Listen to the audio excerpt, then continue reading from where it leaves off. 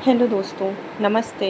कैसे हैं आप सब? आज हम आप लोगों के लिए करंट अफेयर्स के कुछ महत्वपूर्ण टॉपिक को लेके इस वीडियो के माध्यम से उपस्थित हुए हैं, जो चाहे वनडे एग्ज़ाम हो या किसी टीचिंग एग्ज़ाम, जैसे उत्तर प्रदेश में अभी एलटी, टीजीटी, पीजीटी या केवीएस, एनवेस या बिहार टीआरई 4 में, या जो और वनडे एग्ज़ाम या किसी अन्य एग्ज़ाम के लिए ये टॉपिक बहुत महत्वपूर्ण है। तो शुरू करते हैं कि भारत की 6 धरोहर यूनेस्को की अस्थायी सूची में शामिल। तो 7 मार्च 2025 को यूनेस्को के ने भारत की 6 प्रमुख ऐतिहासिक धरोहरों को अपनी अस्थायी सूची में शामिल करने की घोषणा की, जिससे देश में अस्थायी स्थलों की संख्या कुल 62 हो गई।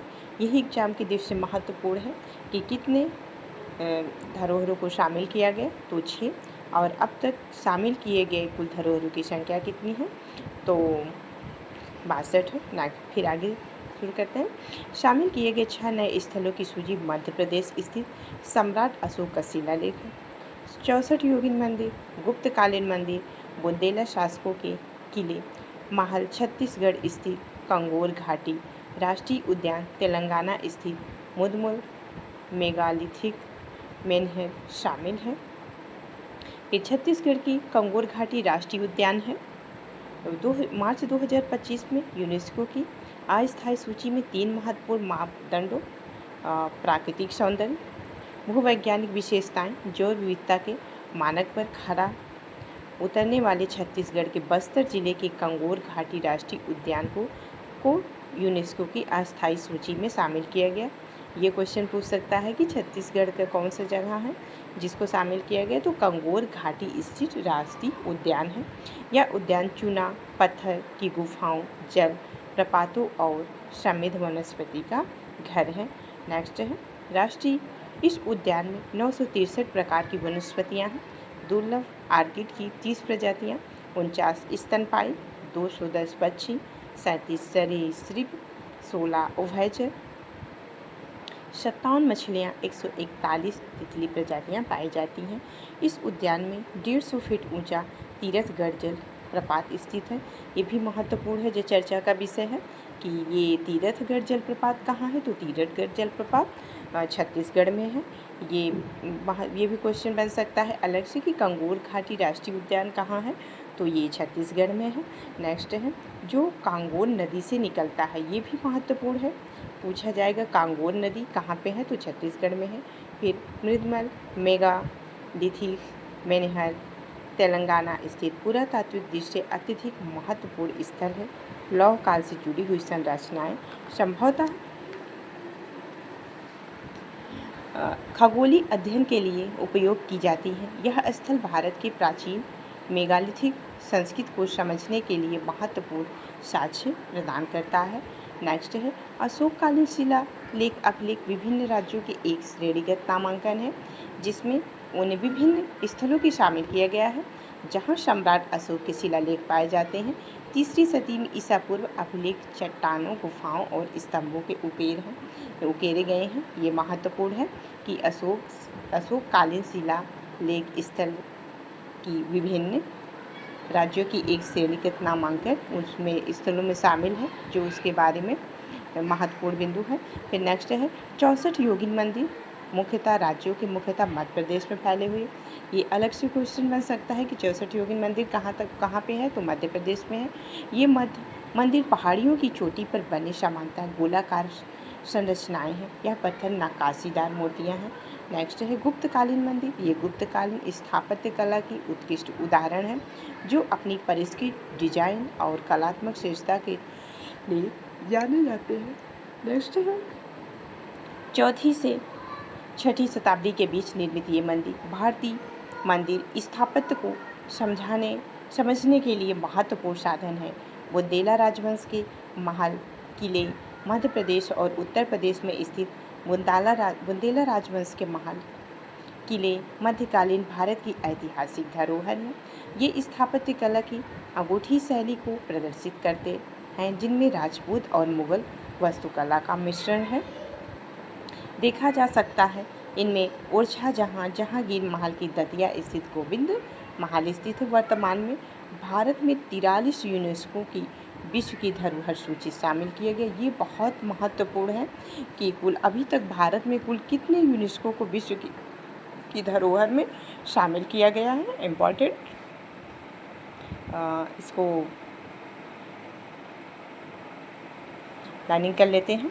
ये महत्वपूर्ण बिंदु है कि कितने वर्तमान में भारत में कुल 43 स्थल को यूनेस्को की सूची में शामिल किया गया है और जिसमें से 35 सांस्कृतिक हैं और 7 प्राकृतिक स्थल हैं, एक निश्चित स्थल श्रेणी है। ये एग्जाम के लिए वेरी वेरी इंपॉर्टेंट क्वेश्चन। फिर नेक्स्ट है देश की पहली नदी डॉल्फिन गणना रिपोर्ट, यानी ये देश की पहली नदी डॉल्फिन गणना की रिपोर्ट दी गई।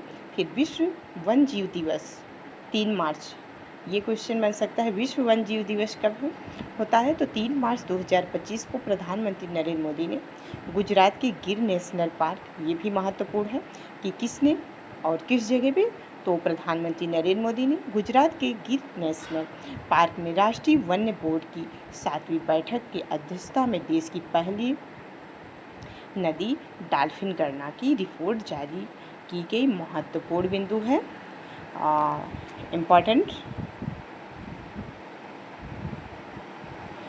फिर नेक्स्ट है रिपोर्ट के अनुसार भारत में कुल 337 गंगा डॉल्फिन है, 3 सिंधु नदी घाटी डॉल्फिन पाई जाती है। यह अध्ययन 8 राज्यों की 28 नदियों में किया गया, जिनमें 50 कार्य दिनों में 8,500 किलोमीटर की दूरी तय की गई। इस गणना में उत्तर प्रदेश में सबसे अधिक डॉल्फिन, ये भी बहुत महत्वपूर्ण क्वेश्चन है। ये क्वेश्चन पूछ सकता है कि डॉल्फिन का रिपोर्ट कब शुरू किया गया, प्रथम तो किसने शुरू किया गया, किस जगह से। फिर ये बन सकता है क्वेश्चन कि सबसे ज़्यादा किस जगह पे है, तो सबसे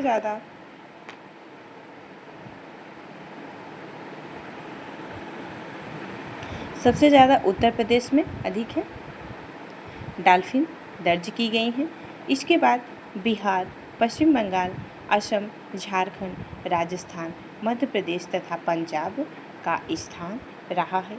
इस दौरान गंगा की मुख्य धारा में औसत गंगा नदियाँ, सहायक नदियों में ब्रह्मपुत्र की सहायक नदियों में 51 और ब्यास की 4 डॉल्फिन की गणना की गई। नेक्स्ट है बैठक में सरकार द्वारा वन्यजीव संरक्षण के लिए उठाए गए विभिन्न कदमों की समीक्षाएं की गई, जिसमें टाइगर प्रोजेक्ट, हाथी संरक्षण प्रोजेक्ट, स्नो लेपर्ड प्रोजेक्ट और एशियाई शेरों के संरक्षण की योजना चर्चा में हुई। इसके अलावा अंतर्राष्ट्रीय बिग कैट्स एलायंस की स्थापना और डॉल्फिन संरक्षण में स्थानीय समुदायों की भागीदारी पर जोर दिया गया। फिर नेक्स्ट प्रधानमंत्री नरेंद्र मोदी ने इस अवसर पर जूनागढ़ में राष्ट्रीय वन्यजीव रेफरल केंद्र की आधारशिला रखी। यह केंद्र वन्यजीवों के स्वास्थ्य और बीमारी प्रबंधन का प्रमुख हब होगा।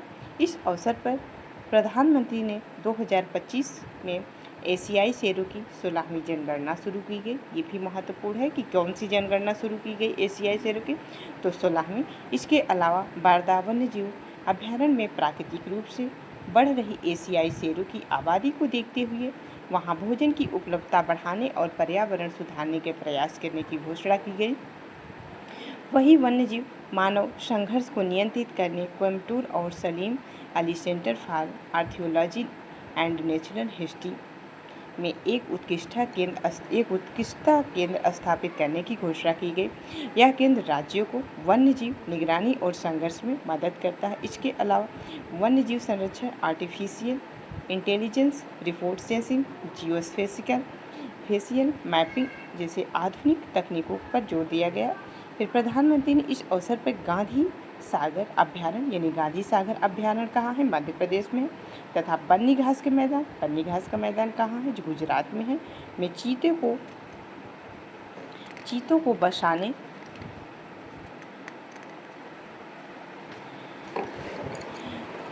को बसाने की योजना की घोषणा की गई। इसके साथ ही बाघों के संरक्षण के लिए नई योजना शुरू करने और प्रोजेक्ट घड़ियाल के तहत घड़ियालों के संरक्षण के प्रयासों को बढ़ाने का निर्णय किया गया। ग्रेट इंडियन बर्ड्स गोदावरण संरक्षण के राष्ट्रीय कार्य योजना के अवसर पर लॉन्च किया गया। ये कुछ महत्वपूर्ण बिंदु थे जो सब एग्ज़ाम की दृष्टि से अत्यंत महत्वपूर्ण है, जो हमने इस वीडियो के माध्यम से आप तक पहुंचाने का कोशिश किया। जी सभी को वीडियो देखने के लिए जी बहुत धन्यवाद।